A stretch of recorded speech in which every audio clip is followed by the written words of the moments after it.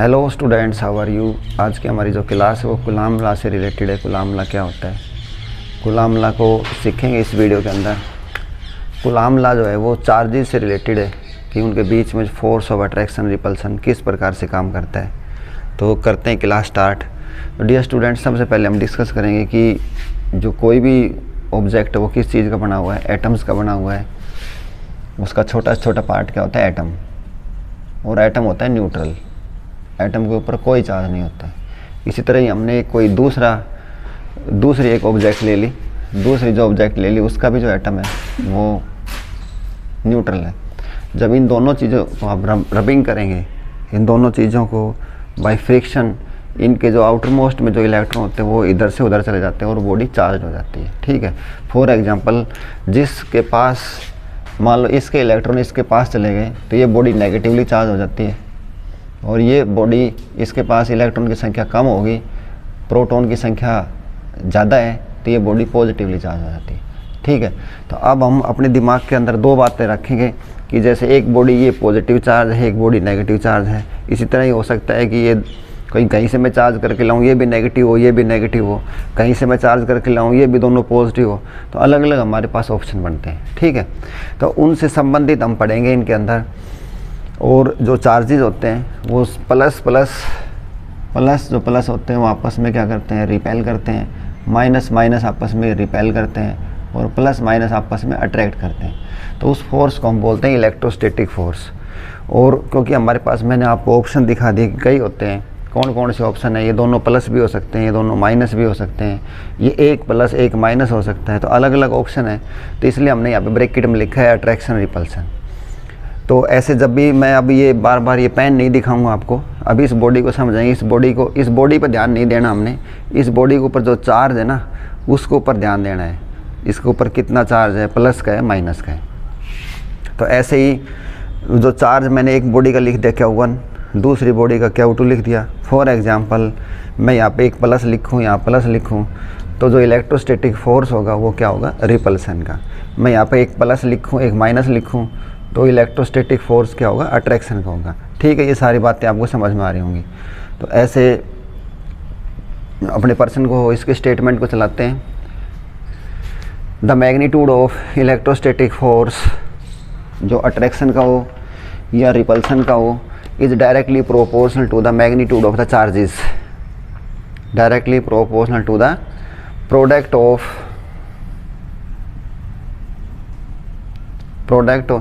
Directly proportional to the product of magnitude of the charges, यानी कि जो हमारे चार्जेस हैं इनकी गुणा की डायरेक्टली प्रोपोर्शनल होगा। प्रोडक्ट का मतलब यहाँ पे गुणा होता है। And inversely proportional to the square of distance between them, और इनके बीच की दूरी कम ज़्यादा होगी उसे होंगे। इनवर्सली का मतलब होता है कि दूरी अगर ज़्यादा होगी तो ये कम होगा, दूरी अगर कम होगी तो ये चीज़ ज़्यादा हो जाएगी। इनवर्सली के अंदर ये उल्टे काम होते हैं। अगर ये दूरी कम होगी तो इसको ज़्यादा होना पड़ेगा। और डियर स्टूडेंट्स, इन दोनों ये हमारे जो रिलेशन आए हैं, इन दोनों को कंबाइन कर देते हैं। कंबाइन करने के बाद ये बन जाएगी इक्वेशन, और इसको जब हम हटाते हैं तो एक कांस्टेंट लगाते हैं। इसको हम छोटे के से लिखेंगे। छोटे के का मतलब है स्मॉल के इज द कूलॉम कांस्टेंट। तो ये तो थी हमारी इसकी स्टेटमेंट, कूलॉम लॉ क्या होता है। लेकिन इससे रिलेटेड काफ़ी क्वेश्चन हमारे एक एक नंबर में बन जाते हैं। उन सभी को आज इस टॉपिक के अंदर डिस्कस कर लेंगे। तो स्टार्टिंग करते भाई के से। के का जो मान होता है वो होता है 1/4 पाई एप्सिलॉन नॉट। देखो ये एप्सिलॉन नॉट है, इसको हम एप्सिलॉन बोलते हैं, एप्सिलॉन नॉट। और सी बना के ना ऐसे काट दिया करना, ई नहीं बनानी है, सी बनाओ पहले और फिर बीच में काट दो। इसको हम बोलेंगे epsilon not. Epsilon not NOUGHT। तो अब देखो ये जो एप्सिलॉन नॉट है, एप्सिलॉन नॉट ये भी खुद एक कांस्टेंट होता है, और इसको हम बोलते हैं परमिटिविटी। परमिटिविटी का मतलब कहीं से कोई अनुमति देना, जैसे of the free space vacuum. अब सारी बात समझाएंगे, अभी बने रहो वीडियो के अंदर। और इस एप्सिलॉन नॉट का मान होता है 8.85 × 10 की शक्ति -12। तो एक तो ये इंपॉर्टेंट पर्सन है कि एप्सिलॉन नॉट का मान बताओ कितना होता है। उसके बाद आती है एप्सिलॉन नॉट की यूनिट बताओ। ये जो मैंने लिखी है C² बटे न्यूटन मीटर स्क्वायर, ये कहाँ से आई। तो डियर स्टूडेंट्स, यहाँ पे देखते हैं हम, ये जो हमने फार्मूला लिखा था वो था हमारा F इज इक्वल टू के। अब इस के का मान मैंने यहाँ पे पढ़ा दिया, के कितना होता है 1/4πε0। जब इसको मैं यहाँ पे रखूँगा तो ये आएगा हमारा F is equal to 1/4πε0 Q1 Q2/r²। और हम ε0 पढ़ रहे हैं तो ε0 को मैं ऊपर लिख के जाऊँ, ε0 को मैं यहाँ लिख के आता हूँ और F को नीचे लेके जाता हूँ। और फोर जो कांस्टेंट है इनकी कोई यूनिट होती नहीं है। अब चार्ज जो है, चार्ज यूनिट होती है कूलाम, एक चार्ज ये होगा हो गया c²। फोर्स की क्या होती है न्यूटन, और दूरी की क्या होती है मीटर, तो ये होगी मीटर²। तो हमारी ये यूनिट समझ में आ गई होगी। इसी तरह ही इसका डायमेंशन फार्मूला भी निकालें तो डायमेंशन फार्मूला निकालेंगे तो वो आ जाएगा हमारा, चार्ज का होता है 80,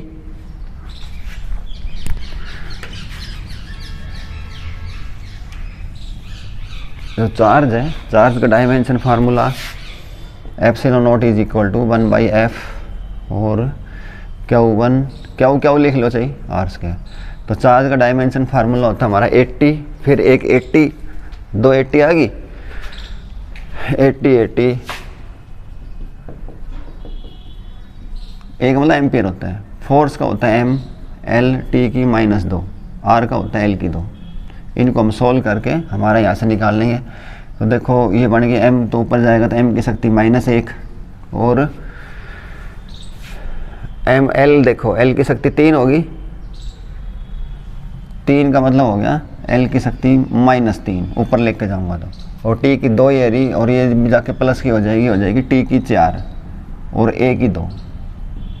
डियर स्टूडेंट्स, हमारे जो 10+2 में डायमेंशन फार्मूला आते हैं उनके अंदर एक अक्षर फालतू आता है। 10+1 में आते हैं तो mLT जो हमारी फिजिकल क्वांटिटी है, लेकिन 10+2 के अंदर क्योंकि इलेक्ट्रोस्टैटिक्स, इलेक्ट्रिसिटी, मैग्नेटिज्म कई चैप्टर बढ़ जाते हैं तो एक चीज़ और बढ़ जाती है, उसका नाम होता है A। तो ये इसका डायमेंशन फार्मूला होगा, वो हम कर लेना। वो भी ये भी इंपॉर्टेंट है, 1 नंबर में आता है। इसका डायमेंशन फार्मूला बताओ और इसकी यूनिट बताओ, ये भी मैंने निकाल दी। अब हम देखते हैं डियर स्टूडेंट्स, इसके मान को अब हम यहाँ पे रखेंगे तो के का एक नया मान और निकल के आएगा।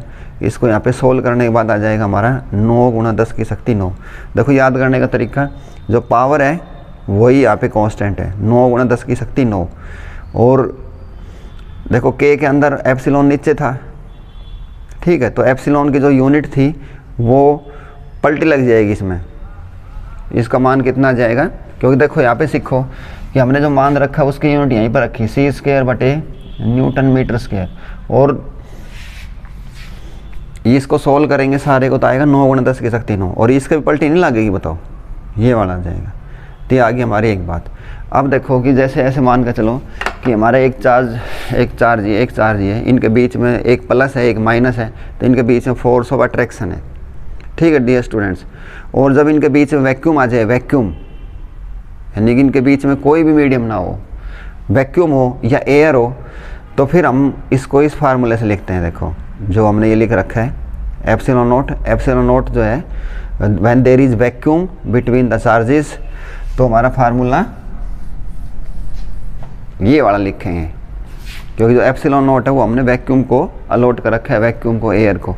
तो यहाँ पे हम लिखेंगे दोनों के साथ हमने ये लिखना है चाहे एयर हो चाहे वैक्यूम हो, एप्सिलॉन नॉट ही। क्योंकि अभी मैं देखो उधर पढ़ाऊंगा आपको इसमें कि जो वैक्यूम है इसका डाइलेक्ट्रिक कांस्टेंट होता है 1.000 और जो एयर होती है उसको होता है 1.006, यानी कि नियरली इक्वल है। इसलिए हमने एयर और वैक्यूम का सेम बना रखा है। तो फॉर एयर भी लिखो चाहे वैक्यूम लिखो, एक ही बात होगी, एप्सिलॉन नॉट ही लिखना पड़ेगा।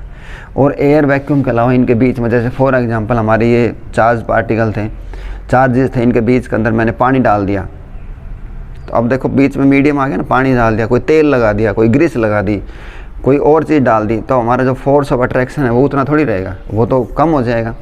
तो यहाँ भी ये प्रश्न बनेगा कि जैसे ही हम कोई मीडियम डालेंगे, मीडियम का मतलब फॉर एग्जांपल वाटर हो गया, ग्लास हो गया, ETC कुछ भी हो गया, तो हमारा जो फोर्स ऑफ जो इलेक्ट्रोस्टैटिक फोर्स है वो 1/k टाइम्स कम हो जाता है। ये कैसे कम होते हैं मैं सिखा रहा हूँ, ये भी मोस्ट इम्पोर्टेंट है हमारा, एक नंबर में आता है कि कितना कम होता है। तो यहाँ तक क्लियर हो गया सब कुछ, सारे मान रख के खट पिट के। उसके बाद देखो ये मैंने आगे वही बात बता रखी है कि दोनों चार्जेस के बीच में मान लो कोई मीडियम आ गया, तो हमारी जो इक्वेशन होगी वहाँ पे हम एप्सिलॉन नॉट नहीं लिखेंगे, मीडियम के लिए हमने क्या चीज़ बना रखी है, एप्सिलॉन। तो चेंज हो गए सारे करैक्टर। जो एफ वैक्यूम होता था वो क्या हो गया, एफ मीडियम। यहाँ भी ये हो गया, ये इक्वेशन नंबर 4 आ गई। डियर स्टूडेंट्स, जो इक्वेशन नंबर 3 है और 4 को भाग कर लो। भाग करने के बाद ये वैक्यूम वाली थी, ये ऊपर लिख दी मैंने, मीडियम वाले नीचे। इनको काटोगे तो सारी चीज़ कट जाएंगी, 1/4, ये सारी चीज़ सब कट जाएंगी। ये जो फोर्थ होगी ये सबसे ऊपर आ जाएगी, ये हो जाएगी एप्सिलॉन बटे एप्सिलॉन नॉट। अब देखो सेम फिजिकल क्वांटिटी का रेशियो है, इसको हम बोलेंगे रिलेटिव परमिटिविटी। समझ में आ गई। और इसका एक नया नाम भी, इसको बड़े के से लिखेंगे, इसको हम बोलते हैं डाई इलेक्ट्रिक कांस्टेंट। तो यहीं से ही हमने जो पर्सन बना दिया था हमारा कि एफ वैक्यूम ये कट पीट के इसके बराबर आया, ये इसके बराबर है, ये इसके बराबर है। तो कोई आपसे पूछे भी एफ मीडियम कितना होगा, तो के को तो नीचे आना पड़ेगा, इसको मीडियम वहाँ पे चला जाएगा। तो न्यू फोर्स जो होगा, जो फोर्स होगा वो कितना होगा, डिक्रीजेज 1/k टाइम्स। और इनके के मान याद कर लो। के का एक मोस्ट इंपॉर्टेंट पर्सन आता है कि भाई के का मान मेटल के लिए कितना होता है, तो के का मान मेटल के लिए होता है इन्फिनिटिव। वाटर के लिए 81 होता है और एयर के लिए कितना होता है 1.006, वैक्यूम के लिए 1.000। यहीं से ही मैं आपको ये करवा दूंगा कि भाई जैसे दोनों एयर और वैक्यूम के बराबर कैसे होते हैं। तो इसको भी देख लेते हैं। डियर स्टूडेंट्स, हमने के का मान उधर निकाला है, के इज इक्वल टू एप्सिलॉन बटे एप्सिलॉन नॉट, ठीक है। और वैक्यूम के लिए के का मान हमने लिखा है 1.000, एयर के लिए लिख रखा है 1.006। अब देखो यहीं से आपको स्पष्ट हो गया होगा कि यहाँ पे मैं अगर 1 लिखूँ वैक्यूम के लिए तो एप्सिलॉन और एप्सिलॉन नॉट लगभग बराबर हो गए। इसी तरह एयर के लिए भी इतना होता है, तो ये भी नियरली इक्वल टू हो गए। तो इसलिए एयर और वैक्यूम के लिए हम एप्सिलॉन नॉट ही लिखेंगे, क्योंकि दोनों ये लगभग बराबर होते हैं इनके लिए। और इसके अलावा जैसे फॉर एनी अदर मीडियम है, जैसे फॉर एग्जाम्पल वाटर ले लिया, तो वाटर कितना होता है 81, तो ये होगा 81 इज इक्वल टू एप्सिलॉन बटे एप्सिलॉन नॉट। एप्सिलॉन नॉट का मान लिख दो 8.85 गुणा 10 की शक्ति -12। तो इनको जो हम गुणा करेंगे वो इसका उत्तर आ जाएगा, ठीक है। तो और इन सब के लिए एयर और वैक्यूम ने छोड़ के बाकी जितनी भी चीज़ बच गई सब के लिए हमने एप्सिलॉन यूज़ करना है। और एक मोस्ट इंपॉर्टेंट प्रश्न याद करना है, 1 नंबर का है कि what is the dielectric constant of metal, वो हमने लिखना है इन्फिनिटिव। तो ये प्रश्न आपको समझ में आ गया होगा।